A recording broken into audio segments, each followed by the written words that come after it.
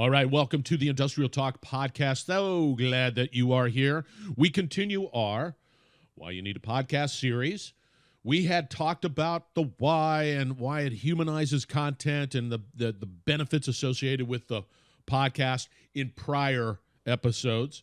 We talked about the marketing and that target market, who can be on it, why it's important, win-win strategy, compounding of that content, all of the positives associated with a platform like this. And now we're going to venture into the actual content creation of this platform and how it can just multiply. But I just want to make sure that we reiterate one thing, and that is there's a numbness out there. There's, once again, and I referenced it in a prior podcast, and there's a numbness. There's a content numbness. I take my stock photo, I slap my logo on it. It's a person carrying a computer, and we're all important, and we talk about whatever blog it might be or whatever report it might be, but it becomes very numbing. And so when you think that you're posting, right, you think that you're doing it, but you think people are going to look at it, probably 99 times out of 100 they're not going to look at it just because it's the same.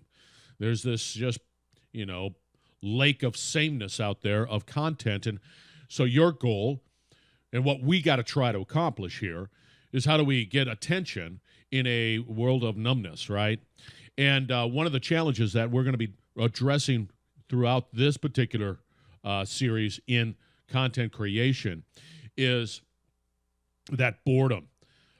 This is how it happens each and every day or whatever it might be. I got a report.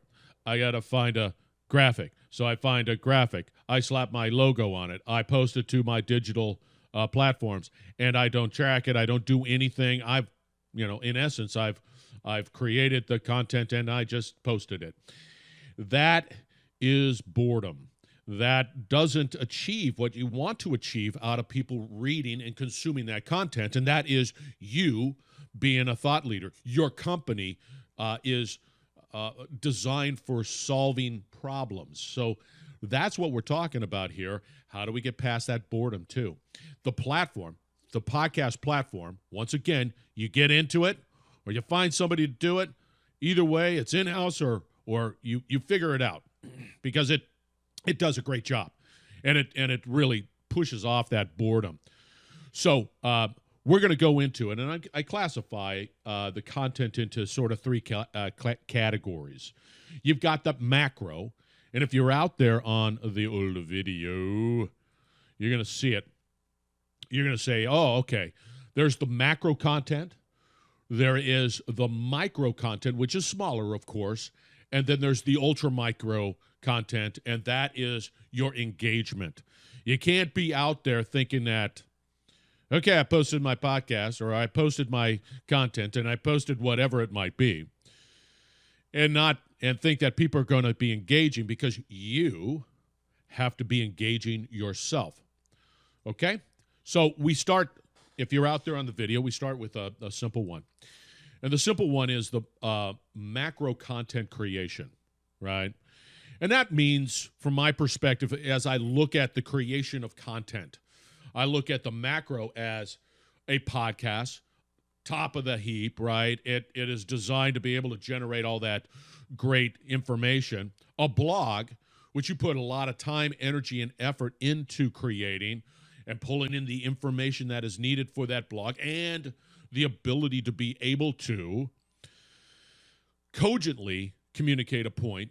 And then you say, hey, I want to do a webinar. Okay, I'm going to do a webinar. That's the third one of this sort of macro creation of content. So, you're going to promote, you're going to push it, and you're going to create the content. You're going to do everything that you possibly can from the webinar report. And then, of course, the last one that I categorize as macro, high level, are reports, insights into your market, insights into services that are being provided, and where do you reside, and how do you improve, and all of that good stuff. So, once again, macro content is one, podcasting, blogs, webinars, and reports. Now let's just take that, right? Because we're in the content creating business. That's what this machine is all about, creating content. So what I can do, I can do a podcast. We talked about that target market. We talked about getting your internal, your partners, your customers, your prospects, your heroes, your philanthropy, all of those people. That's a podcast. And that is tremendous amount of goodwill, win-win, content that's created, compounding, right? We talked about that. Now you're saying to yourself, well, I did a blog, and today blogs tend to be somewhat stagnant. I did a blog, I posted it, it's stagnant, it sits on my website, or it's out there, wherever it might be. But why don't you do this? Let's dust off that blog, because it's still probably very relevant, very meaningful, and has great content that needs to be a part. You just got to repurpose it, and let's repurpose it into a blog. And we take that blog and we put it into a podcast. So now all of a sudden the blog becomes a podcast, and you can speak to it. It's like, hey, I got this blogcast right here. I'm going to show you. I wrote this, a couple of months ago, but I think it's still relevant. Let's talk about it on the podcast. And you can set that criteria up any way, shape, or form. The same thing goes for a webinar. So there were people out there, they might have joined, they might not, it's on demand, whatever it might be. That can be converted into a podcast. And the same thing with the report. Hey, I just got this report. This report was shining light on this, that, and the other challenges and where we want to go. There are reports out there all around us. And you have those reports. You repurpose it into a podcast. So now all of a sudden, you not only have podcasts of all your relevant market, you have podcasts that you can repurpose your blogs, your webinars, your report. That's what makes this particular platform very powerful. And not only that, unlike maybe a blog where you can sort of try to sprinkle in some, funny moments and all that good stuff, the podcast, once again, can bring out that human side. You can put it into a video cast, right? What we're doing here. So just from that alone, you repurpose all of that valuable, wonderful content. And then you can take that podcast and create another blog. You can take that podcast and create another webinar. You can take that podcast and create another report if you so choose. It is that simple. So out of that particular process, if you're out on the video, you'll see I could create 16 separate macro content information that is valuable, that's win-win, it's human, and you're the thought leader, right? That's what that's all about.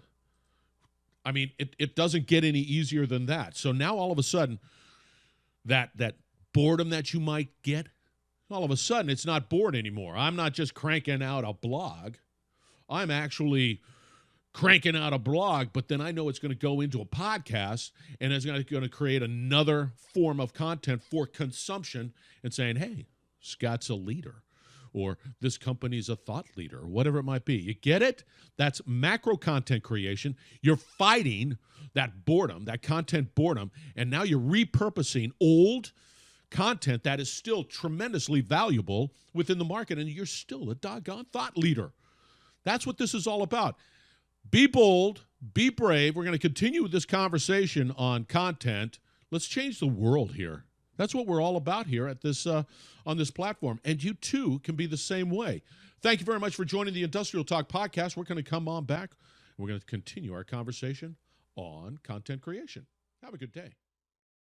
You're listening to the Industrial Talk Podcast Network.